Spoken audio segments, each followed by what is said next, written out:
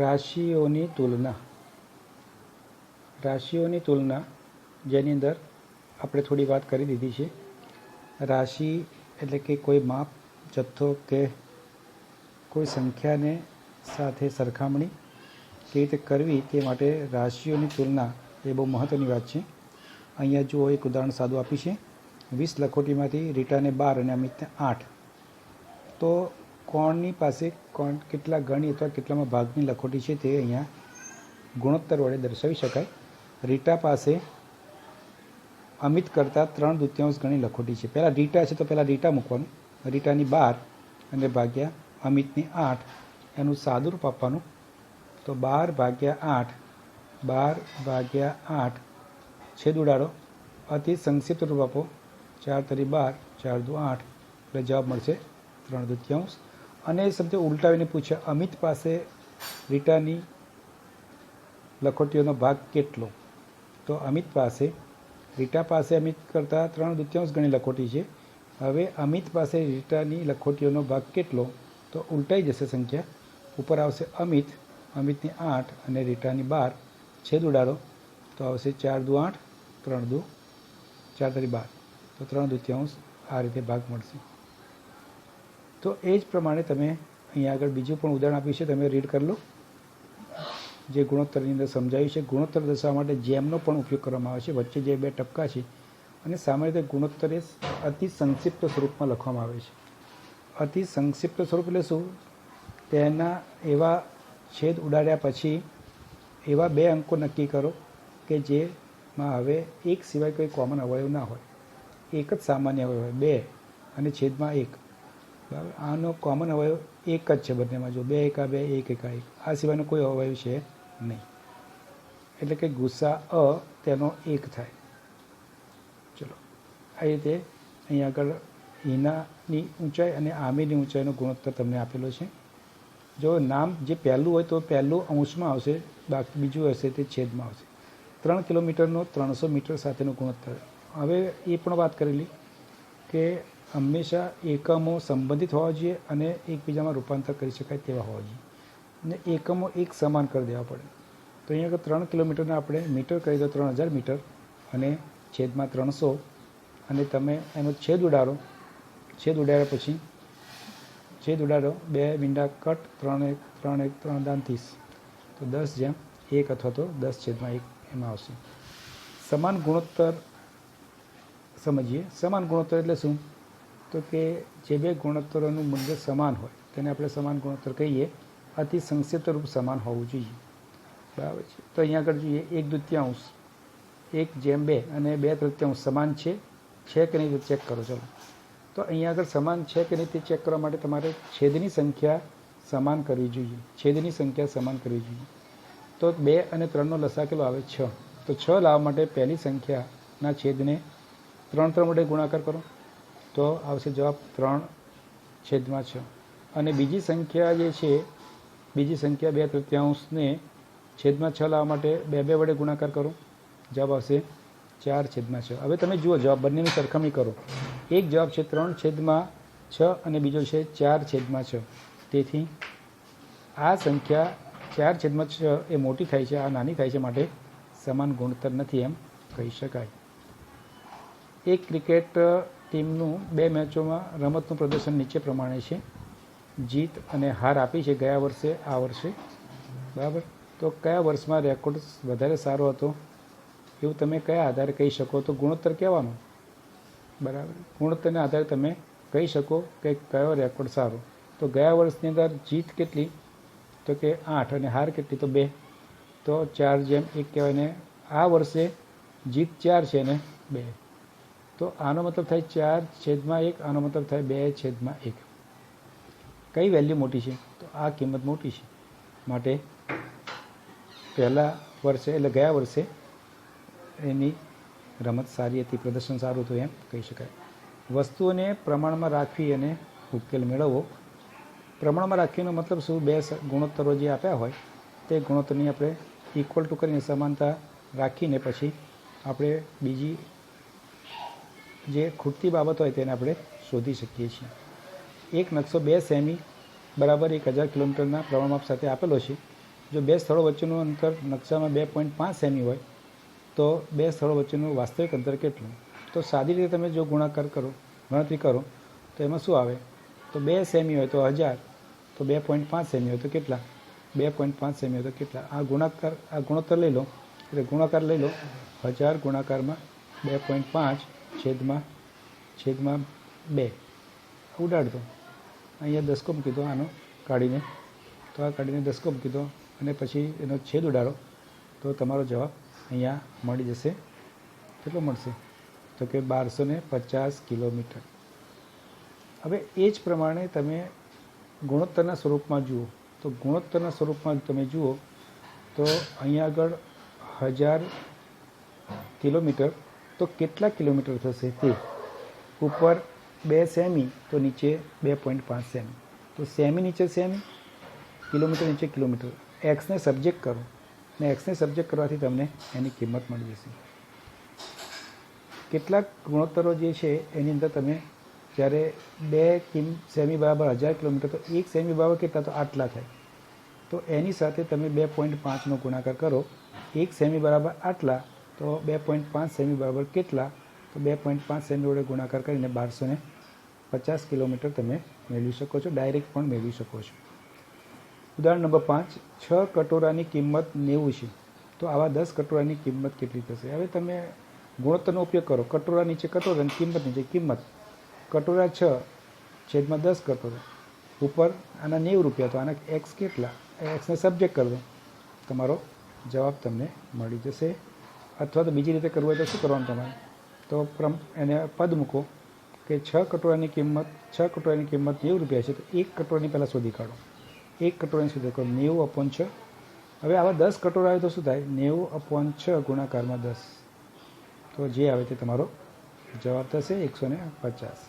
મારી car 25 litre પેટ્રોલથી 150 કિમી અંતર કાપે, તો આ કાર 30 લીટર બરાબર. ગુણોત્તરમાં જુઓ, ગુણોત્તરની રીતે શોધવું હોય તો શું કરવાનું?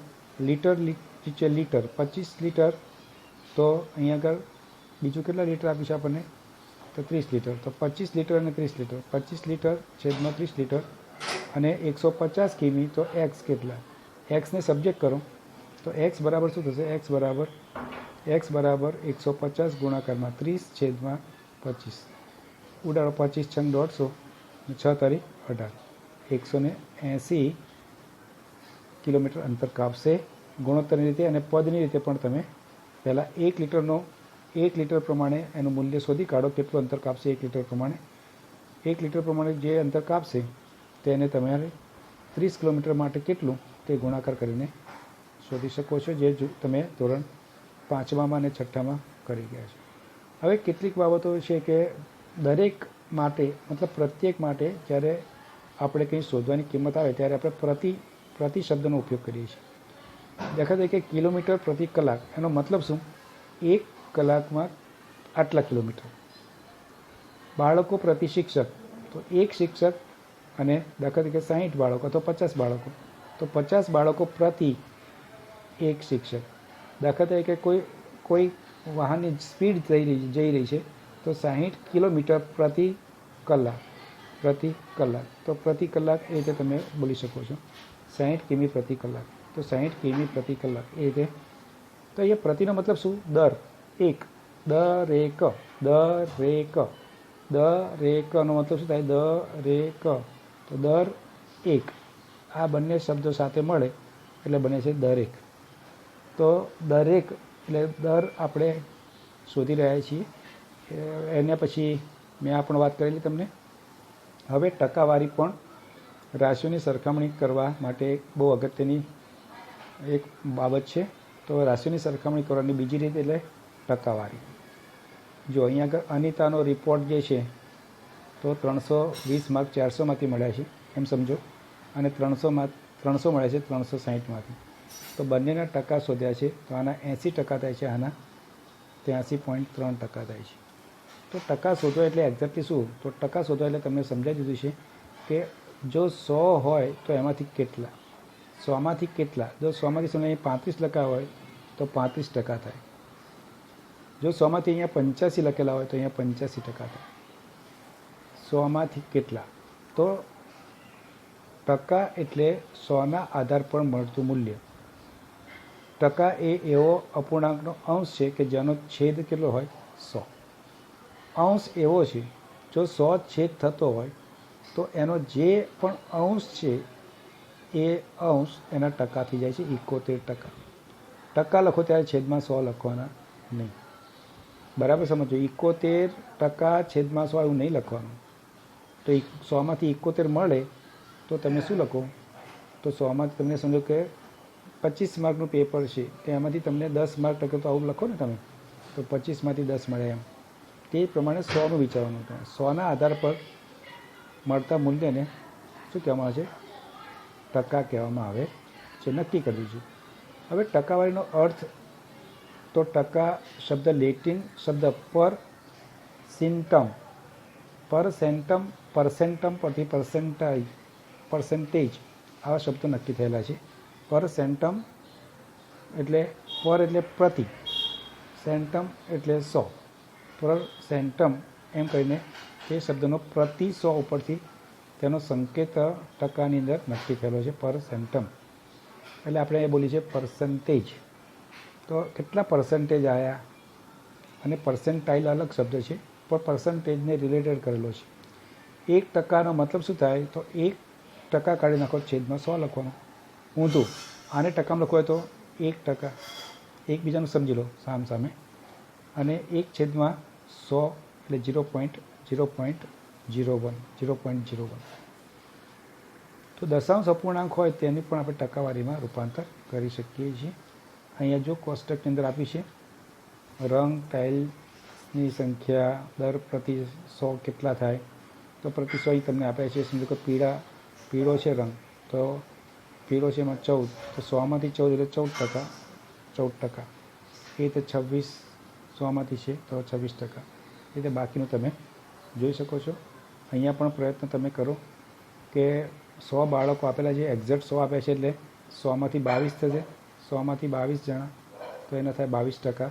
જેની ઊંચાઈ 110 છે, તે જ પ્રમાણે 25 છોકરા એવા છે કે જેની ઊંચાઈ 120 છે, તો 25/100. 25/100 25/100નો મતલબ થાય 25% બાળકો એવા છે કે જેની ઊંચાઈ 120 સેન્ટીમીટર છે. તો એ પ્રમાણે તમે બીજા પણ શોધી શકો છો. નીચેનો દાખલો પણ જાતે તમે કરો, એનો અભ્યાસ કરો. હવે કુલ સરવાળો 100 ન હોય શું થાય? આ 100 બધા હતા તેની વાત છે. 100 ના હોય તો 100 કરવા જોઈએ. 100 ના હોય તો 100. આ લાલ રંગ જે છે એમાં 8 સંખ્યા છે. ટોટલ તમે જુઓ 20માંથી 8, તો 20માંથી 8 તો છેદમાં તમારે શું કરવું જોઈએ? 100 લાવવા માટે ગુણાકાર કરવો જોઈએ. તો 100 લાવવા માટે તમારે કેટલા વડે ગુણાકાર કરવો જોઈએ? તો 100 લાવવા માટે તમારે આ સંખ્યાને 5 વડે ગુણવી જોઈએ. 8/20ને તમારે છેદમાં 100 લાવવા માટે 5 વડે ગુણો, તો 8×5 = 40/100, મતલબ 40% થાય. 100/100 વડે નથી ગુણવાની. 100/100 વડે નથી ગુણવાની.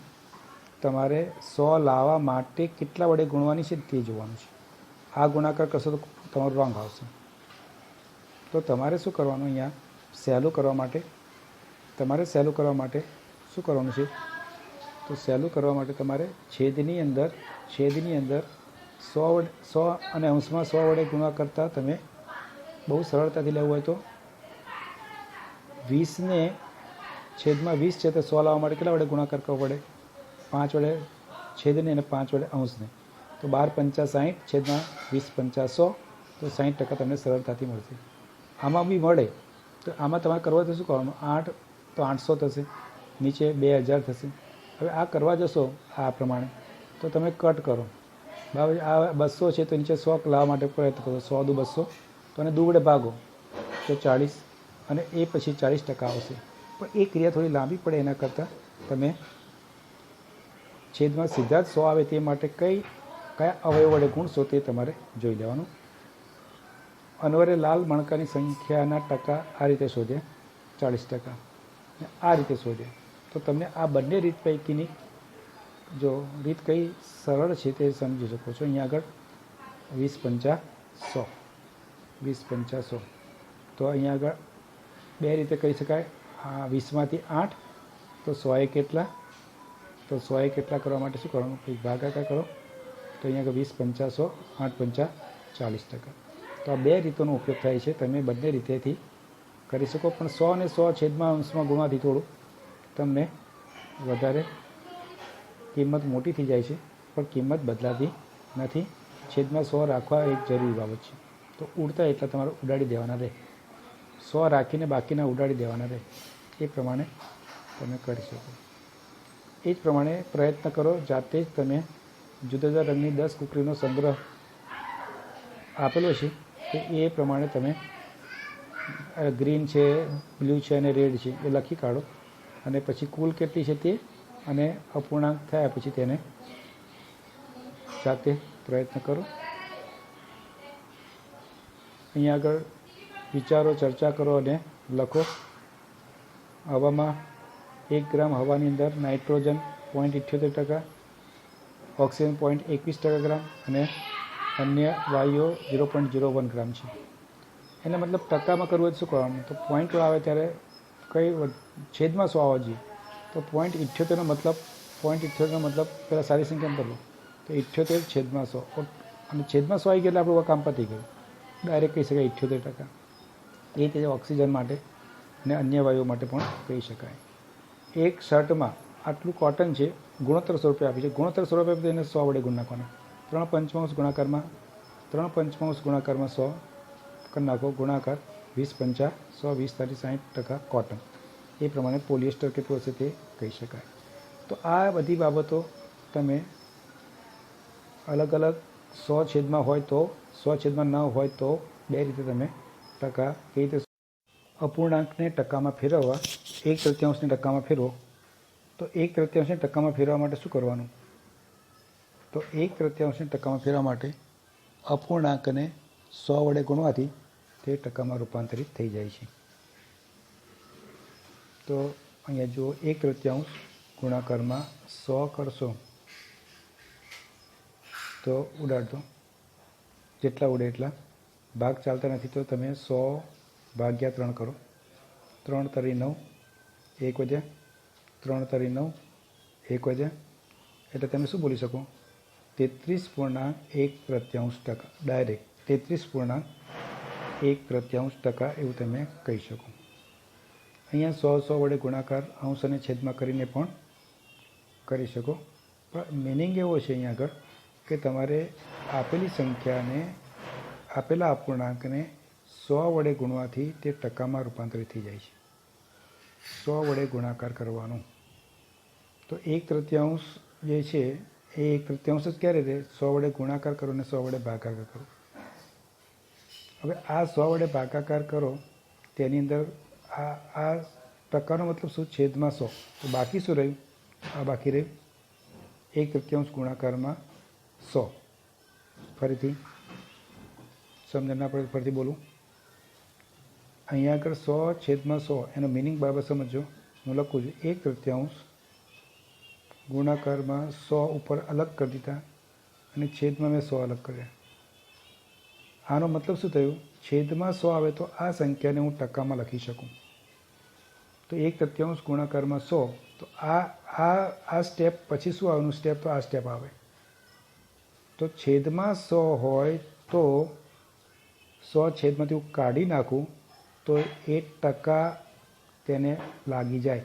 તો 1/3 ગુણાકારમાં 100 બાજુમાં ટકા લાગી જાય. તો 1/3 ગુણાકારમાં 100 અને બાજુમાં આ 100 કાઢવાથી ટકાનું ચિહ્ન લાગે છે. જેમ આગળ જોઈ તેમ 0.79. તો શું કર્યું? તો 79 છેદમાં 100 થઈ ગયા. પોઈન્ટ કાઢ્યા એટલે 2 પોઈન્ટ છે આંકડા. તો આ છેદમાં 100 કાઢું કે તરત શું થઈ જાય? બાજુમાં ટકા આવી જાય. 100 કેટલા? તો 179. તો અહીંયા 100 કેટલા? તો 1/3 ગુણ્યા 100. તો એ એના ટકામાં રૂપાંતરિત થઈ જાય છે.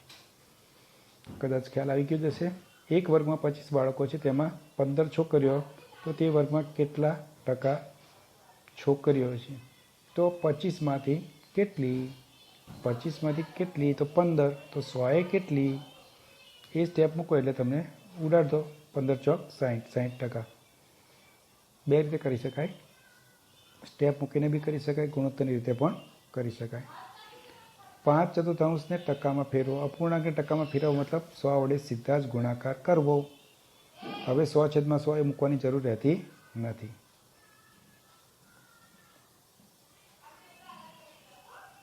વિચારો, ચર્ચા કરો અને લખો. શું તમે કેકનો 50% ભાગ ખાઈ શકો? શું તમે કેકનો 150% ભાગ ખાઈ શકો? શું તમે 100% કેક ખાઈ શકો? તમે વિચારજો. 50% એટલે શું? 50% એટલે અડધો ભાગ. 100% એટલે શું? આખો ભાગ. અને 150% ભાગ એટલે શું? તો 150% ભાગ, તો 150% કાઢો, છેદમાં શું થઈ જાય? 100 થઈ જાય.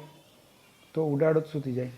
તો 0.00, આનો પોઈન્ટ કાઢો તો 1.5. મતલબ એક કેક આખી હતી, એના ઉપર પાછી બીજી અડધી કેકની વાત કરી રહ્યા છે. શું વસ્તુઓને 50%થી ઉપર જઈ શકે? શું વસ્તુઓની 100%થી ઉપર જઈ શકે? હા. શું વસ્તુઓની કિંમત 150% ઉપર ટકાથી જઈ શકે? વસ્તુઓની કિંમત 150%થી ઉપર પણ જઈ શકે, જેને આપણે દોઢ ગણી કહીએ છીએ. દશાંશોનું ટકામાં રૂપાંતર જે આવતી વખતે આપણે જોઈશું. તો આટલું તમે સમજી લો. દશાંશનું અપૂર્ણાંક, દશાંશનું પણ ટકામાં રૂપાંતર આપણે જોઈ જ લઈએ ત્યારે ખ્યાલ જ. દશાંશોનું ટકામાં રૂપાંતર ટોપિક ટૂંકો જ છે. ચલો 0.75નો મતલબ શું થાય? 75/100.